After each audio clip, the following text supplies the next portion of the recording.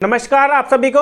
इस वीडियो में मैं आज आपको बताने वाला हूं भारतीय साक्ष्य अधिनियम में सेक्शन 24। जो ये सेक्शन 24 है, यहां पर ये कन्फेशन ऑफ को अक्यूज्ड की बात कर रहा है। जो कन्फेशन दिया जाएगा कोई को अक्यूज्ड है। जो को अक्यूज्ड कौन होता है? मान लीजिए एक केस में 3 व्यक्ति है जो अक्यूज्ड है। इन तीनों के ऊपर किसी केस में क्या चल रहा है? एक ही ऑफेंस में केस चल रहा है, ट्रायल चल रहा है किसी कोर्ट में।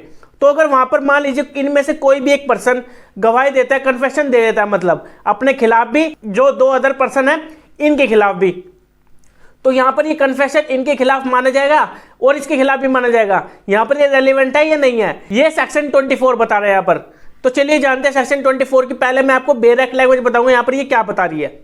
देखिए जो इसकी बेयर एक्ट लैंग्वेज है यहां पर ये बता रही है, when more person than one are being tried jointly for the same offence. जैसा कि मैंने अभी आपको बताया था, एक से ज्यादा उसमें पर्सन है जो किसी ऑफेंस में उनके ऊपर कोई ट्रायल चल रहा है। यहां पर किसी ऑफेंस की यहां पर बात की गई है और उस ऑफेंस पर एक से ज्यादा पर्सन के ऊपर क्या चल रहा है? ट्रायल चल रहा है। जैसे मैंने भी आपको बताया था, 3 पर्सन थे, इन तीनों के ऊपर ट्रायल चल रहा था किसी ऑफेंस पर। इन्होंने मान लीजिए कोई रेप कर दिया हो या फिर कोई मर्डर किया हो, ठीक है, कोई भी एक ऑफेंस किया है, तो इन तीनों के ऊपर कोई ट्रायल चल रहा है सेम ऑफेंस में, एक ही ट्रायल जॉइंटली चल रहा हो तीनों के ऊपर। And a confession made by one of such person affecting himself and some other of such person. अब ये लाइन यहां पर ये बता रही है, जो मैंने अभी आपको बताया ना, इन तीनों में से अगर कोई भी एक पर्सन आकर, जो को अक्यूज्ड है, वो आकर गवाही दे रहा है, वो कन्फेस कर रहा है, अपना गुनाह कबूल कर रहा है, और जो 2 अदर पर्सन रह गए हैं उन दोनों के बारे में भी बता रहा है कि इन्होंने भी यहां पर मेरे साथ ये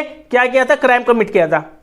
अब यहां पर जो ये कन्फेशन दे रहा है, ये इसके खिलाफ भी यूज हो सकती है और इन दोनों के खिलाफ भी यूज हो सकती है। इज प्रूव्ड का यूज भी किया गया है, लेकिन इसमें अगर वो प्रूव हो जाता है, जो किसी पर्सन ने कन्फेशन किया है, पहले तो कोर्ट ये देखेगी केस के क्या सर्कमस्टांसेस है, उस केस के सर्कमस्टांसेस से फिर वो कोरोबोरेट करेगी जो अदर एविडेंसेस है।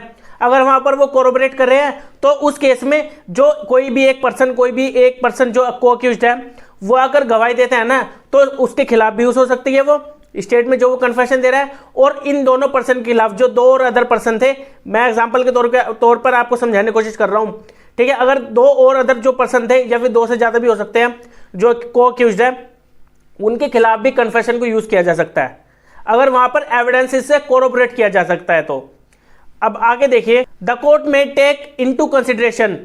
देखिए जो ये यहां पर ये कन्फेशन दे रहा है ना कोई पर्सन, वहां पर इस फैक्ट को कंसीडर कर लेगी, उसके कन्फेशन को कंसीडर कर लेगी। जो ये सेक्शन 24 है, इसमें रेलिवेंट वर्ड यूज नहीं किया गया, इसमें कंसीडरेशन की बात की गई है। कोर्ट कन्फेशन को कंसीडर कर लेगी और फिर कंसीडर करने के बाद देखेगी वहां पे कोरोबोरेट हो रहे हैं जो एविडेंसेस उनको मिले हैं, जो वो कन्फेशन दे रहा है। Such confession as against such other person as well as against such person who make such confession. अब यहां पर भी ये लाइन यही बता रही है, अगर जो कन्फेशन किया जा रहा है उस कन्फेशन को जो कोई भी एक पर्सन आकर बोल रहा है, जो को अक्यूज्ड आकर कोई भी पर्सन बोल रहा है, वो उसके खिलाफ भी कन्फेशन का यूज किया जा सकता है, और जो और भी अदर को अक्यूज्ड है ना, उनके खिलाफ भी यूज किया जा सकता है। ये लाइन यहां पर ये बोल रही है कन्फेशन को, लेकिन कोर्ट कंसीडर करेगी। अब इसी में ही 2 एक्सप्लेनेशन भी दी गई है। एक बार मैं एक्सप्लेनेशन भी आपको पढ़ा देता हूं। यहां पर क्या कह रही है, जो पहली एक्सप्लेनेशन है जो कि ऑफेंस के बारे में बता रही है।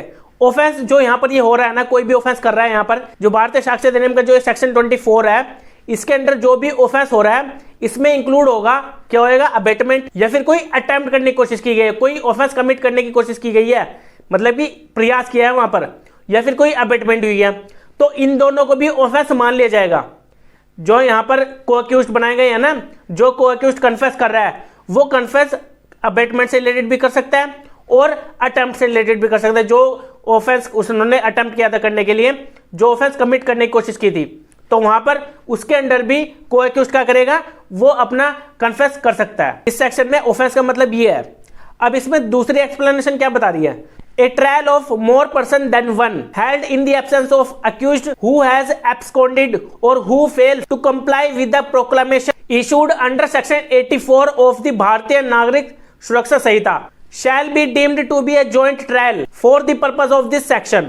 देखिए जो ये एक्सप्लेनेशन 2 है, सिंपली यहां पर यही बता रही है, जैसे कि इनमें से कोई भी पर्सन पेश नहीं हो रहा कोर्ट में और कोर्ट ने उसको एब्सकॉन्डेड डिक्लेयर कर दिया, मतलब कि भगोड़ा घोषित कर दिया, और इसके खिलाफ प्रोक्लेमेशन भी इशू कर दी, जो सेक्शन 84 भारतीय नागरिक सुरक्षा संहिता में बता रहा है लेकिन ये फिर भी यहाँ पर प्रोक्लामेशन को कंप्लाई नहीं किया इसने। प्रोक्लामेशन के अंडर अगर किसी के खिलाफ कोर्ट ने प्रोक्लामेशन भी इशू कर दिया अंडर सेक्शन 84 ऑफ द भारतीय नागरिक सुरक्षा संहिता के अंडर, तो वहां पर अगर वहां पर वो 30 दिन के अंदर भी पेश नहीं हो रहा है ना, तो वहां पर यह मान लिया जाएगा जो भी ट्रायल वहां पर चलाया जा रहा है ना, जो और भी अदर को अक्यूज्ड है, तो मान लिया जाएगा कि वो भी उसमें शामिल था। अब किसी ने भी उसमें से जो को अक्यूज्ड जो ट्रायल में जो आ रहे थे और कोई पर्सन एब्सकॉन्ड था जिसको भगोड़ा घोषित कर दिया था कोर्ट ने, वहां पर वो नहीं आ रहा।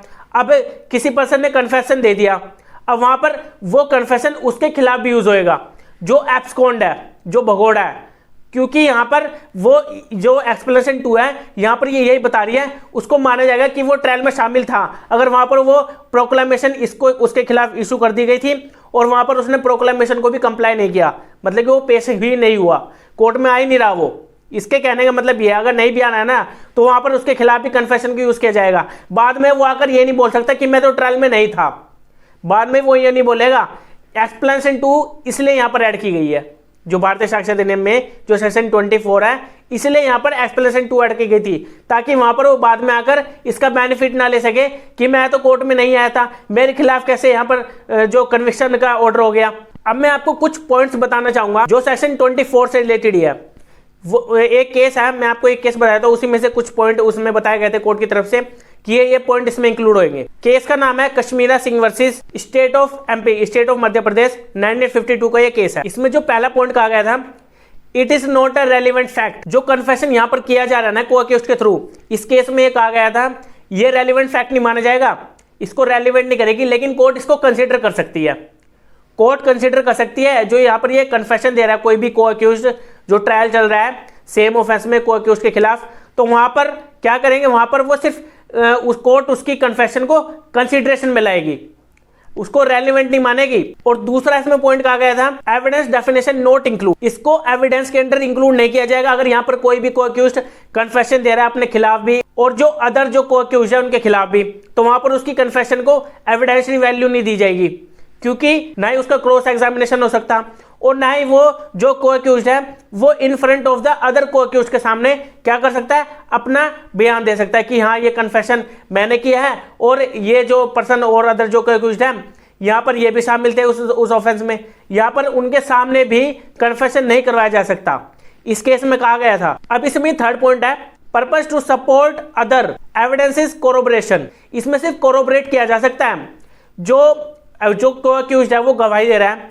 अपने खिलाफ भी और जो अदर को अक्यूज्ड है, तो वहां पर जो वो कन्फेशन दे रहा है ना कि ये ऑफेंस मैंने किया है और मेरे साथियों ने जो को अक्यूज्ड है अदर उन्होंने भी यहाँ पर ये ऑफेंस कमिट किया है, तो यहाँ पर इससे कोरोबरेट किया जा सकता है जो अदर एविडेंसेस है।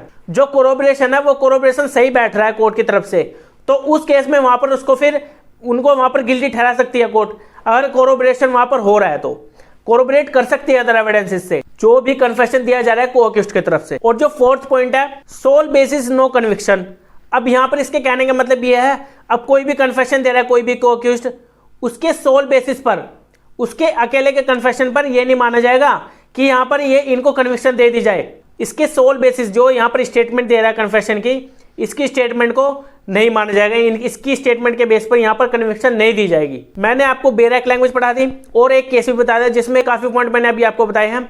अब मैं आपको एक इलस्ट्रेशन भी बता देता हूं, उससे और आपको क्लियर हो जाएगा। जो इसमें इलस्ट्रेशन दी गई है, ए और बी पर्सन थे, ये ए था ये बी था, अब इन दोनों के ऊपर ट्रायल चल रहा है मर्डर का, इन्होंने सी का मर्डर यहां पर कमिट किया था। अब यहां पर ए पर्सन कोर्ट में बोल रहा है, कोर्ट में अपना कन्फेशन दे रहा है कि यहां पर बी पर्सन ने और मैंने ये ऑफेंस कमिट किया है, सी पर्सन का मर्डर हम दोनों ने मिलकर किया है, ठीक है। अब यहां पर कोर्ट इसके कन्फेशन को क्या करेगी, कंसीडर कर लेगी, रेलिवेंट नहीं मानेगी। कहीं पर भी बेरैक लैंग्वेज में रेलिवेंट वर्ड का यूज किया ही नहीं गया, यहां पर सिर्फ कंसीडरेशन का वर्ड यूज किया गया है। कोर्ट इसकी कन्फेशन को कंसीडर कर लेगी और जो यहां पर ये स्टेटमेंट दे रहा है कन्फेशन की, यहां पर ये इसके खिलाफ भी यूज हो सकती है, बी पर्सन के खिलाफ भी यूज हो सकती है, ए पर्सन के खिलाफ भी यूज हो सकती है, दोनों के खिलाफ भी यूज हो सकती है। अब कोर्ट वहां पर कोरोबरेट करेगी, जैसा मैंने आपको केस में बताया, अभी कोरोबरेट करेगी अदर एविडेंसेस से। वहां पर अगर वो सपोर्ट करते हैं अदर एविडेंसेस से, तो वहां पर इन दोनों को क्या कर सकते हैं, इनको गिल्टी ठहरा सकती है। ये नहीं कि कह दिया तो उसको मान लिया, नहीं, उसको ऐसे नहीं मानेगी कोर्ट। अब एक पॉइंट हमारा और रह गया था, वो मैं अभी आपको बता देता हूं। मान लीजिए ए बी सी इन तीनों के खिलाफ कोई ट्रायल चल रहा है मर्डर का ही। अब ए पर्सन को एक ऑफर दिया जाता है कोर्ट की तरफ से कि तुम क्या करो, सरकारी गवाह बन जाओ, अपना कन्फेशन कर लो, कबूल कर लो अपना जो भी आपने ऑफेंस कम किया है यहाँ पर मर्डर का। मतलब कि इसको ऑफर दिया जाता है कि तुम सरकारी गवाह बन जाओ और जो आपके खिलाफ जो भी प्रोसीडिंग चलेगी वो वहां पर खत्म कर दी जाएगी और आपको बरी कर दिया जाएगा। तो यहाँ पर क्या ये इसके खिलाफ जो यहाँ पर ये कन्फेशन देगा इसके खिलाफ यूज होगी? जो कन्फेशन है वो अकम्प्लिश का एक सेक्शन है जो भारतीय साक्ष्य अधिनियम में ही 138 में बताया गया। अकम्प्लिश में वहां पर यही होता है कि उसको ऑफर दिया जाता है जो को अक्यूज्ड है, उसको कहा जाता है कि तुम सरकारी गवाह बन जाओ और जो भी तुम्हारे साथी थे जितने भी थे उनके खिलाफ हम क्या कर देंगे, कन्विक्शन का ऑर्डर कर देंगे और आपको बरी करा देंगे, आपकी सजा माफ कर देंगे। तो क्या यहाँ पर ये माना जाएगा? जो सेक्शन 138 में बताया गया भारतीय साक्ष्य अधिनियम में अकम्प्लिश का, वो मैं आने वाली वीडियोस में बताऊंगा। अकम्प्लिश से रिलेटेड जो भी प्रोविजंस है वो मेरी आप सेक्शन 138 की वीडियो देख लेना, उससे आपको और क्लियर हो जाएगा। अब हम मिलेंगे अपनी नेक्स्ट वीडियो में। आज के लिए इतना था। Okay bye.